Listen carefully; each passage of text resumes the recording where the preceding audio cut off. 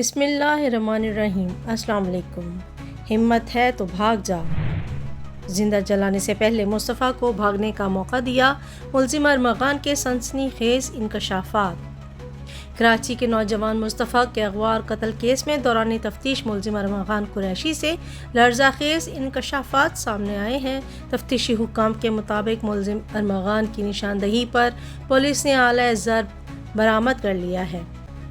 حکام کے مطابق خیابان مومن میں ملزم ارمغان کے بنگلے پر کارروائی کی گئی، جہاں بنگلے کے گارڈ روم میں چھپایا گیا لوہے کا ڈنڈا برآمد ہوا۔ ملزم نے اعتراف کیا کہ اس نے مصطفیٰ کو 2 گھنٹے تک لوہے کی راڈ سے وحشیانہ تشدد کا نشانہ بنایا، جس کے دوران مصطفیٰ کے سر اور گھٹنوں سے خون بہنے لگا تھا۔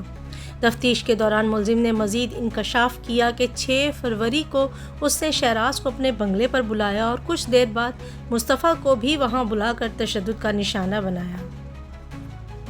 ملزم ارمغان کا کہنا تھا کہ تشدد کے وقت وہ نشے کی حالت میں تھا، جبکہ مصطفیٰ کے شدید زخمی ہونے پر شہراز نے اسے روکنے کی کوشش کی۔ ملزم نے بتایا کہ مصطفیٰ کو تشدد کے بعد شہراز کی مدد سے اسی کی گاڑی میں ڈال کر ہب لے جایا گیا۔ جب ہب میں گاڑی کی ڈگی کھولی گئی تو مصطفیٰ زندہ تھا۔ ملزم کے مطابق انہوں نے گاڑی کی ڈگی اور شیشے کھول کر مصطفیٰ پر پیٹرول چھڑکا اور کہا، ہمت ہے تو بھاگ جا۔ ملزم کے مطابق مصطفیٰ نے حرکت کرنے کی کوشش کی لیکن گھٹنوں پر چوٹ کے باعث ہل نہ سکا۔